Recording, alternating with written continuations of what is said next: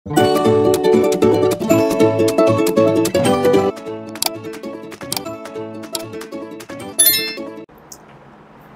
প্রিয় ক্লাস 12 এর ছাত্রছাত্রী, তোমাদেরকে এর আগের ক্লাসে আমি সিলেবাসটি বাংলাতে সম্পূর্ণ আলোচনা করে দিয়েছি। যেহেতু তোমাদের সিলেবাসটা ইংলিশে দেওয়া আছে, বুঝতে অসুবিধা হতে পারে, কোন পোর্শনটা আগে পড়তে শুরু করবে, কোনটা পরে, কোনটা বেশি পড়তে হবে, কোনটা কম পড়তে হবে, সমস্ত আলোচনা করা আছে। ওই ভিডিওর লিঙ্কটা আমি এই ভিডিও ডেসক্রিপশানে দিয়ে দেবো। আজকে আলোচনা করব এই যে ফান্ডামেন্টালস অফ ফিজিক্যাল জিওগ্রাফি অর্থাৎ প্রাকৃতিক ভূগোলের মৌলিক বিষয়সমূহ, ফান্ডামেন্টালস অফ হিউম্যান জিওগ্রাফি মানবীয় ভূগোলের মৌলিক বিষয়সমূহ, এছাড়া জিওগ্রাফি অফ ইন্ডিয়া অর্থাৎ ভারতের ভূগোল, এই পোর্শনে কোনখান থেকে কত নাম্বারের প্রশ্ন, অর্থাৎ কোথা থেকে 2 নাম্বারের প্রশ্ন, কোথা থেকে 3 নাম্বারের প্রশ্ন, কোথা থেকে 5 নাম্বারের প্রশ্ন, এবং কোন পোর্শন থেকে 2 নাম্বারের প্রশ্ন কটি হবে, কোন পোর্শন থেকে 3 নাম্বারের প্রশ্ন কটি হবে, সেটা সম্পূর্ণ আলোচনা করব। প্রাকৃতিক ভূগোলের বিষয়গুলো একটু বেশি আছে, সেখানে 15 নাম্বার আছে, তোমরা জানো। সেখানে ভূ গঠন, ভূমিরূপ গঠনকারী প্রক্রিয়াসমূহ, ক্ষয়চক্র, বায়ুমণ্ডল, বাড়িমণ্ডল, জীবমণ্ডল। মানবীয় ভূগোলের মৌলিক বিষয়সমূহ, সেখানে আছে জনসংখ্যা, আছে মানব উন্নয়ন। ভারতের ভূগোলে আছে ভারতীয় শিল্পসমূহ, কৃষিভিত্তিক, সমুদ্রভিত্তিক, বনভিত্তিক, খনিজ ভিত্তিক, নির্মাণ ভিত্তিক, তথ্য প্রযুক্তি শিল্প। এছাড়া আছে ভারতীয় মানব বসতি ও উন্নয়ন। এছাড়া রয়েছে কিছু নির্বাচিত বিষয় এবং সমস্যা, সেগুলির বিভিন্ন ভৌগোলিক দৃষ্টিকোণ। এই যে প্রাকৃতিক ভূগোলের মৌলিক বিষয়সমূহ, সেখান থেকে 15 নাম্বার, মানবীয় ভূগোলের মৌলিক বিষয়সমূহ, সেখান থেকে 10 নাম্বার, এবং ভারতের ভূগোল, সেখান থেকে 10 নাম্বারের প্রশ্ন আসবে।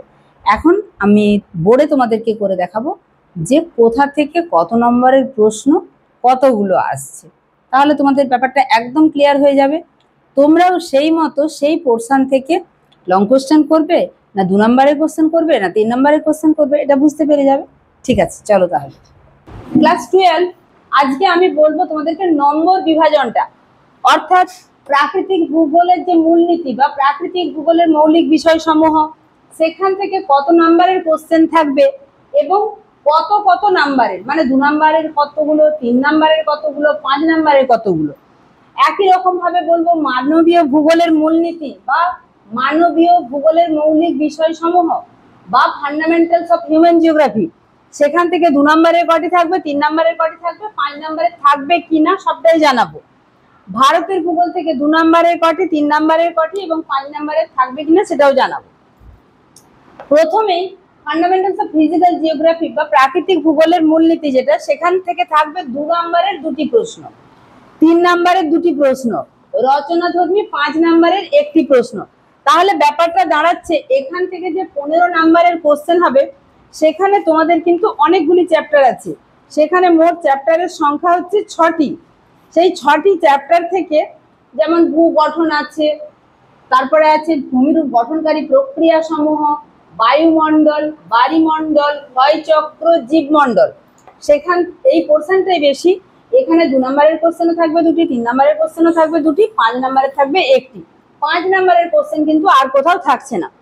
মানবীয় ভূগোলের মৌলিক বিষয়সমূহ বা ফান্ডামেন্টালস অফ হিউম্যান জিওগ্রাফি, এখান থেকে 10 নাম্বারের মোট কোশ্চেন থাকবে, তার মধ্যে 2 নাম্বারের 2টি অর্থাৎ 4, 3 নাম্বারের 2টি অর্থাৎ 6, মোট মিলিয়ে হলো 10। এখান থেকে 5 নাম্বারের কোশ্চেন নেই, আগেই বললাম। ভারতের ভূগোল, এখান থেকেও কিন্তু 5 নাম্বারের কোশ্চেন নেই, 2 নাম্বারের 2টি, 3 নাম্বারের 2টি, 5 নাম্বারের নেই বললাম। তাহলে মোট হচ্ছে কি 2 দুগুণে 4, 3 দুগুণে 6 অর্থাৎ 6 4 10। তাহলে দেখা গেল প্রাকৃতিক ভূগোলের মূলনীতি থেকে 15 নাম্বার, মানবীয় ভূগোলের মূলনীতি থেকে 10 নাম্বার, ভারতের ভূগোল থেকে 10 নাম্বার।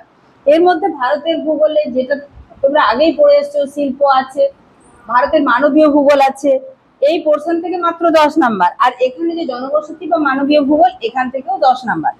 আশা করি তোমরা বুঝতে পারছো যে 2 নাম্বারের কোশ্চেন কটি করতে হচ্ছে, এখানের 2টি, এখানের 2টি, এখানের 2টি, অর্থাৎ মোট 6টি, 12 নাম্বার। 3 নাম্বারের প্রশ্ন করতে হচ্ছে এখানে 2টি, এখানে 2টি, এখানে 2টি, অর্থাৎ 3 নাম্বারের কোশ্চেনও 6টি, মোট 18 নাম্বার। রচনাধর্মী প্রশ্ন একটাই থাকছে, যেটা ফান্ডামেন্টালস অফ ফিজিক্যাল জিওগ্রাফি থেকে, অর্থাৎ 5 নাম্বার। তাহলে 12, 18 আর 5 মিলে হয়ে গেল 35। ঠিক আছে, তাহলে এটা তোমরা বুঝতে পারছো যে প্রাকৃতিক ভূগোল থেকেই কিন্তু তোমাদেরকে লং কোশ্চেনটা করতে হবে। এখানে ফান্ডামেন্টালস অফ হিউম্যান জিওগ্রাফি বা ভারতের ভূগোল, এখান থেকে 5 নাম্বারের কোনো কোশ্চেন আসার সম্ভাবনা কিন্তু নেই। এবং 5 নাম্বারের কোশ্চেন কটি? একটি।